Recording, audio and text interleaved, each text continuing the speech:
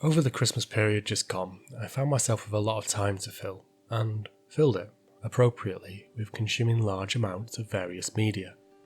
One such media I took on was a new Netflix series, Carol and the End of the World, which I finished in 2 sittings. Now, this video isn't a review of the series, but if that's what you were hoping for, I can tell you it's alright. I mean, it's nothing mind-blowing, but I enjoyed it. If you have a Netflix account, then it's worth trying it out, but it's not worth getting a Netflix account specifically for it, not in my opinion. So, it's a passable time waster across 10 episodes, but it managed to stay with me for longer than that, leaving me thinking a lot about certain things that I'll be talking about in this video. Well, mostly just one thing actually, existentialism. Fair warning, there will of course be spoilers in this video, so if you haven't yet seen the series and absolutely want to be surprised by it, then maybe you should leave. Now would be best because I'm about to tell you what the series is about.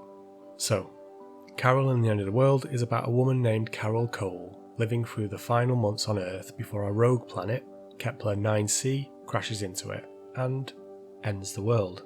Kepler 9c, by the way, is a real planet, discovered by the Kepler mission back in 2010, but we are thankfully not in danger of it smashing into Earth, and as far as I know it's still orbiting the star Kepler 9 about 620 parsecs or roughly 2,000 light years away, although I admit that information on the current state of this star system is also about 620 parsecs or roughly 2,000 years out of date. So, Kepler 9c is going to hit the Earth in a few months, and as a result, the majority of people have taken the opportunity to live their limited remaining time in whatever fashion they so please. Society is mostly broken down and given way to 24-hour parties and rampant nudity. In the midst of this scenario is Carol, who appears to be rather lost at first, telling lies to her parents about how she's spending her time so as not to worry them, and obviously pining after the part of the world that has already been lost, the world of the mundane. The end of the first episode reintroduces the mundane to Carol in the form of an accounting office that still exists in spite of the world around it. This mundane office becomes the expression of freedom that Carol had been lacking up to that point, and over 10 episodes, the series largely becomes a message of affirmation, of finding and validating your own sense of meaning. There is something else here too though, and that's what's been at the forefront of my own mind since watching it, and thus will be the topic of this video.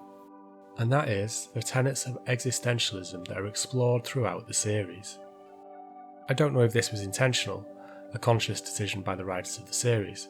Possibly so, but not necessarily, as the themes explored are not exactly unique to this series.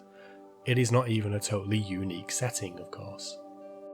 The theme of a massive planet smashing into the Earth was explored in the 2011 Lars von Trier film Melancholia, which was also the name of the planet in that film. While it's natural to draw some comparisons here, both of the rogue planets involved seem to look a bit alike after all, there are significant differences. The first and most significant is that the people in Melancholia were not really aware of their impending doom, or at least there was significant doubt that doom was coming. This produces a very different circumstance, as in Carol and the End of the World, the knowledge of impending doom is a central characteristic of the setting. There are some similar themes explored in Melancholia, I would argue, especially in the first section of the film, named after Kirsten Dunster's character, Justine, as throughout that wedding Justine is burdened with a full weight of obligation and expectation, which she ultimately fights against. But the overall theme of the film is, very explicitly, about depression, its manifestations and effects, and essentially about the way depression alters the perception of the world. It's the second of Lars von Trier's depression trilogy, and it is, in my opinion as someone who's had clinical depression for decades now, a very effective representation of it. You could make the argument that this is also a theme in Carol and the End of the World, but I wouldn't really agree. There may be depressed characters in the series, but it isn't drawn out as the theme. Well, that's probably enough preamble. Let's now jump into the topic at hand. I'll be looking at 3 tenets of existentialism, and how they are represented in the series. In Nietzsche's 1880s novel, Thus Spoke Zarathustra, there is a section named The Three Metamorphoses, in which he describes the transformation of the human spirit. First, the spirit becomes the camel, so it can take the full load of expectations and values society gives to it. the weight-bearing spirit takes upon itself all these things. Like a camel hurrying laden into the desert, thus it hurries into its desert. Next, it becomes the lion so it can bravely stand up to and confront that imposition of values. To create freedom for itself and a sacred no even to duty, the lion is needed for that, my brothers. Finally, it becomes the child, who, from innocent beginnings, is creativity made manifest, creating its own set of values. The child is innocence and forgetfulness, a new beginning, a sport, a self-propelling wheel, a first motion, a sacred yes. Yes, a sacred yes is needed, my brothers. For the sport of creation, the spirit now wills its own will. The spirit sundered from the world now wins its own world. This is, in Nietzsche's strange but alluring style, a quite early statement of the existentialist tenet of existence precedes essence. Whenever we start to discuss existentialism, it's worth starting with that simple saying, existence precedes essence. It is the fundament to existentialist thought, a nice pithy saying that gets to the heart of the issue. Essentially, it means that a person's lived experiences are the defining element of their being. Essence here means the values, the meaning that we ascribe to a person's life and their being in general. So, to say that existence precedes essence is to say that we are brought into this world, without any predetermined ascribed values, but that the events of our lived existence determine those values for us. The human being is constructed by existence, not provided, like a blueprint, by an already determined human nature. Sartre put this better. Man first of all exists, encounters himself, surges up in the world, and defines himself afterwards. He will not be anything until later, and then he will be what he makes of himself. Or, in the spirit of nice pithy statements, I am always equal to what happens to me. The sharp-eyed among you may notice a small point of difference in the two thinkers' presentation of this idea. Nietzsche starts with a spirit laden with societally imposed values. Sartre suggests the values come later. I don't think these are contradictions. Sartre is explicit that he views his philosophy as a subjective philosophy, that he is dealing with the world as it emerges from the consciousness of the self.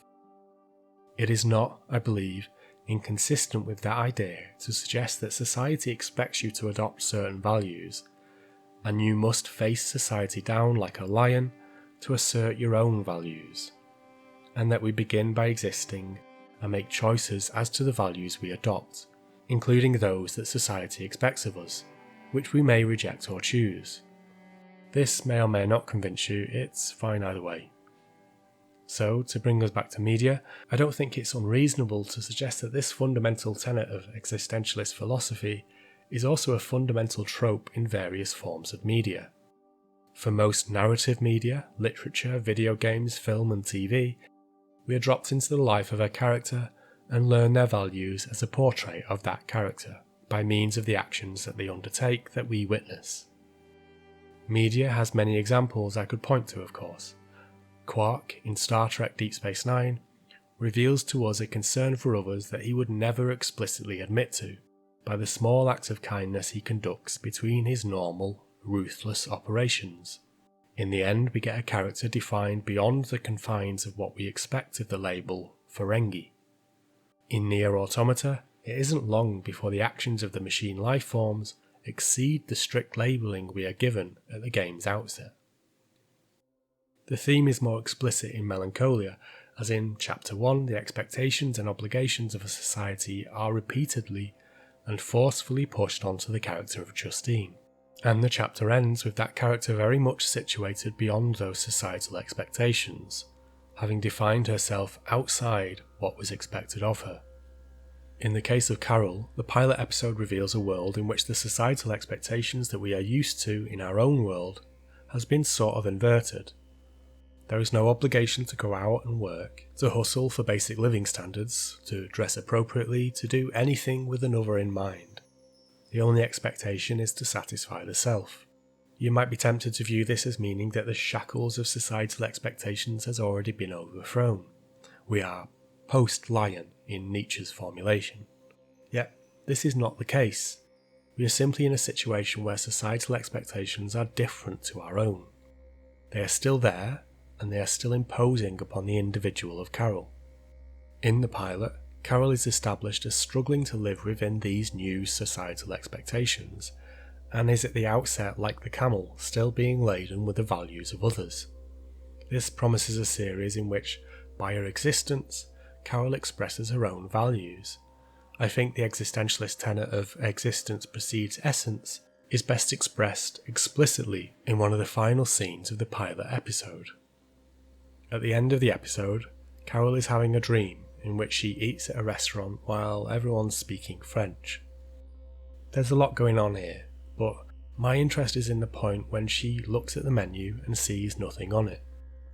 "My menu's blank," she says with some exasperation. Here at the beginning, she cannot see the values she will adopt throughout the series. She must first exist before her essence is established. The menu is yet to be written. The freedom to choose its items is hers, and that is, at least a little, terrifying. The fear is only natural, at least for some, if not all of us. If the adoption of values decided by someone other than the self may be an imposition, it is at least a guide. To recognise that those values are not being imposed upon us, but that we must choose our own values, then surely most would feel trepidation at least. As Nietzsche says, it is terrible to be alone with the judge and avenger of one's own law.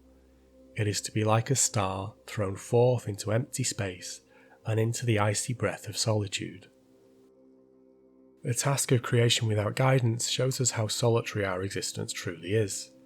Only I myself can create my being. Only I myself can be blamed for what I become.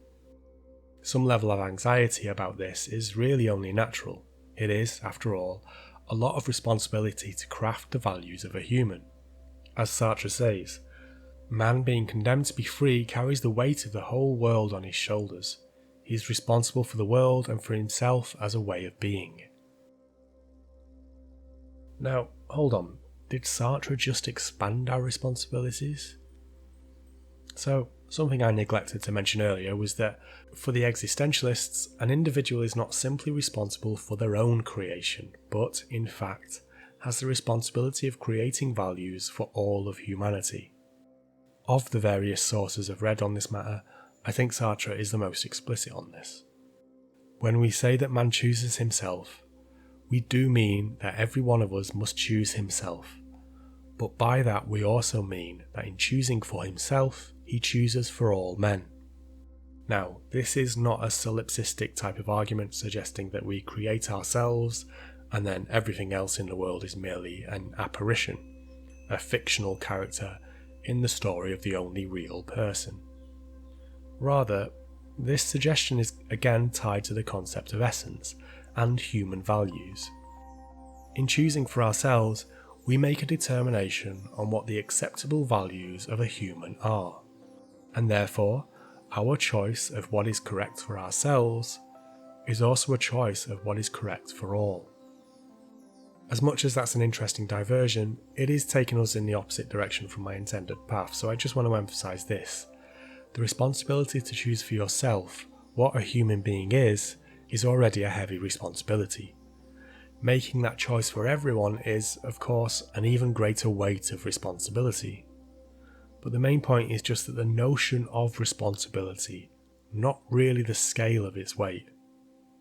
You see, this responsibility can lead us to do some weird things, such as, in the case of Carol and her colleagues, retreating from the opportunity to determine their everyday by their own desires, and rather settling into a situation of strictly determined actions in the office. Episode 7, The Beetle Brooch, starts with an office worker named Gil being forced into a vacation. It's taken as, and seemingly enforced as, a punishment on Gil. Gil's retreat from freedom is rejecting him, and he's terrified to confront that freedom yet again. Later in the same episode, we see the officer's cleaner explicitly choosing the path of mundane order over chaotic freedom. Some of you out there, residing in the void I'm wailing into, may have heard of the psychoanalyst Fromm. He released a book in 1941, known in the US as Escape from Freedom and here in the UK as Fear of Freedom. In it, he discusses the different approaches to freedom from people that may feel its crushing weight, highlighting specifically 3 common routes of escape. The first, authoritarianism, must have seemed particularly pertinent in the year the book was published, and is unfortunately as pertinent again today, but is a topic for another video. The second is destructiveness, not of the self but of the other, an expression of power, often by the otherwise powerless, and again, not our current topic. The third major route of escape, Fromm highlights as particularly common, the solution that the majority of normal individuals find in modern society. This route Fromm names automaton conformity. He defines it thusly: to put it briefly, the individual ceases to be himself. He adopts entirely the kind of personality offered to him by cultural patterns, and he therefore becomes exactly as others are, and as they expect him to be. At first glance, does it not seem like this is what Carol and her office colleagues are doing? They reject the freedom at their feet, they refuse the opportunity to define themselves by their own actions, and instead they go to a place where actions are decided for them, and by another. They go to the most ubiquitous, most mundane place in our world, the office. Except, Carol's world is not our world. Sure, if we, as mostly real persons, give in to a corporate machine and trade our faces for the sake of productivity, we can be said to be engaging in automaton conformity. But that isn't what Carol is doing. You see, Carol's world is one in which the ordinary, the societally acceptable action is one of complete self-indulgence. Carpe diem, live the life you want, experience everything for the self, not for the other. In this world, heading to a faceless corporate environment isn't conformity, it's a rebellion. Carol shows us her discomfort in a world where everyone is expected to do the extraordinary. To try and live as others in this world would not be an authentic way of being for Carol. She pines after the world of the mundane, the world of credit card payments, of appropriate bedtimes, the world where the proper functioning of a printer is a fulfilling enterprise. Carol, like that cleaner, sees her true self in the order of the mundane. She has found a way in her strange world to live an authentic life. So, I think if there is a specific moral of the whole series, then the strongest argument can be made to say that it's this: a message of validation for living an authentic life, whatever that authenticity means to you. Your authentic self could be the person you are when, intoxicated or not, you find the perfect symphony of movements to accompany whatever version of 4 to the floor your nearest DJ is delivering to you. Or it could be the person you are when, second coffee of the day consumed, you input data into multiple fields of your favourite spreadsheet in such a way that the barriers between your mind and the spreadsheet itself seem to break away, allowing for a near-perfect communion. The exact expression of authenticity is unique to each of us, and whatever it looks like, it's a perfectly valid expression. For our existentialists, authenticity is a key concept. Having established that our project is to create ourselves, to choose the actions and values that we as individuals want to adopt, then we must face that choice with full knowledge of the freedom before us. To do otherwise, to pretend to ourselves that some such choice is imposed upon us against our free will, is to live inauthentically, to live in bad faith. Since we have defined the situation of man as one of free choice, without excuse and without help, any man who takes refuge behind the excuse of his passions, or by inventing some deterministic doctrine, is a self-deceiver. That self-deception is a rejection of the responsibility that freedom imposes upon us. It may seem a reasonable response to the natural fear of that freedom, but it is nevertheless inauthentic. The authentic life is one in which the choice is conscious and it is done as a free choice. The character of that free choice can be anything, either extraordinary or mundane. Have a full and free acceptance of the will to push a rock up a hill over and over again, and even that can be an expression of authenticity. Even Sisyphus can be happy. An authentic life, then, is that which results from the consequence of your free choice. That free choice is yours alone to make, and will be a unique expression of freedom. A great influence on the existentialists of the mid-20th century, if not himself an existentialist, Heidegger speaks about authenticity in a way that is certainly relevant to Carol and the End of the World. For Heidegger, the recognition and acceptance of death as a fundamental part of one's being is what underpins an authentic life. Facing and ultimately accepting the reality of an inevitable end to one's life, what Heidegger names an authentic being towards death, forces the self to evaluate the life leading up to that end in a more authentic fashion. In Carol's world, they are confronted with that inevitability in every remaining moment of life on Earth. The end for everyone sits above them in the shape of Kepler 9c, and a countdown of months and days remaining is a part of every morning news broadcast. This confrontation is what has caused people to seek out their own authenticity in these final days. As such, as I said, this search for authenticity seems like the dominant theme of the series, and is a question raised again and again in all of the episodes. Of particular note would be episode 4, in which Carol and her sister Elena take a long hiking trip. Elena is the outgoing skydiver who has seemingly spent every moment of her life chasing the thrills and experiences that we in our own world associate with living in the moment. She is the carp that does the seizing. Set alongside her sister Carol, who is already by this point in the series well established as being someone who revels in the mundane, we may expect that we are being asked to make a judgment on which of the two sisters is living more correctly. Who is living as they should given their circumstances? And we may expect that the answer should be that Elena lives more fully. She is the one living a full and authentic life. Yet, at the end of the episode, we get a short but sweet statement on true authenticity. Elena describes Carol like this. I've never met anyone so sure of what they can and can't do. She always did her own thing. Do you know how hard that is? That's just so cool to me. I always do what everyone else does. Carol, who delights in the mundane, is seen as living the more authentic life by her much more outgoing sister. Of all the episodes, however, I think the one that most exemplifies the moral of the entire series is episode 9. It sets out to answer most explicitly the question, what does it mean to live authentically? And it does so through the lens of a dream, a fantasy, a fabrication born from the inauthentic lie Carol had produced to mask her shame in the first episode. A surf odyssey, the search for a perfect wave.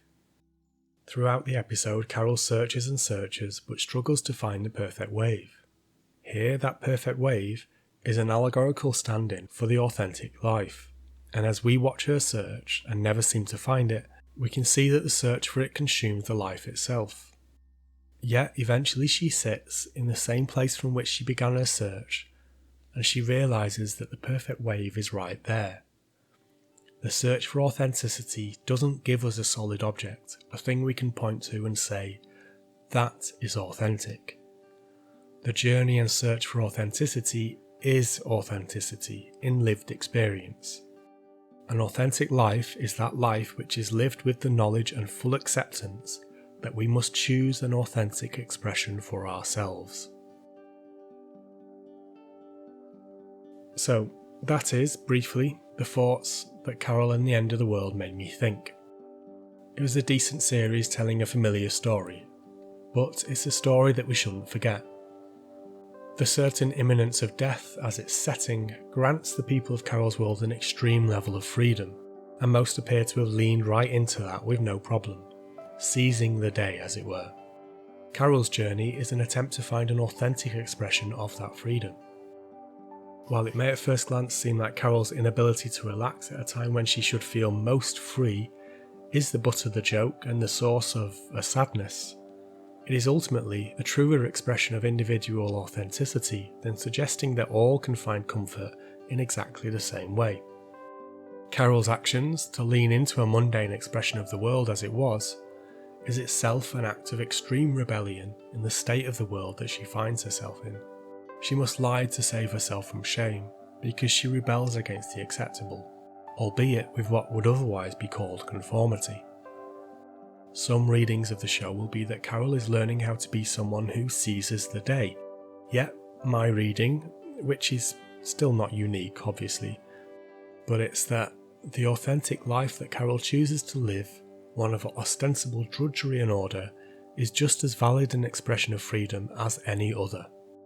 Carol is not to be pitied. Elena is not to be pitied. A personal expression of freedom will always be unique and may even seem strange in the eyes of another, but it is always valid. Don't feel shame for finding a path through life that hurts nobody else. The quest for an authentic life is of concern for each of us, whether with a rejection of the quest or acceptance of it, whether with full consciousness of the process or without it. In our current times, we see a particular expression of authentic living that occupies such a tiny percentage of human lives, and yet it takes up an unfortunate amount of space in the news cycle. And too little of that coverage recognises that the journey towards an authentic life is one that we all take in our own way, and should never be a source of scornful judgment when there is no harm done to others by it. In a way, media like Carol and the End of the World is a reminder that this is a shared journey, and that any answer found is a good one.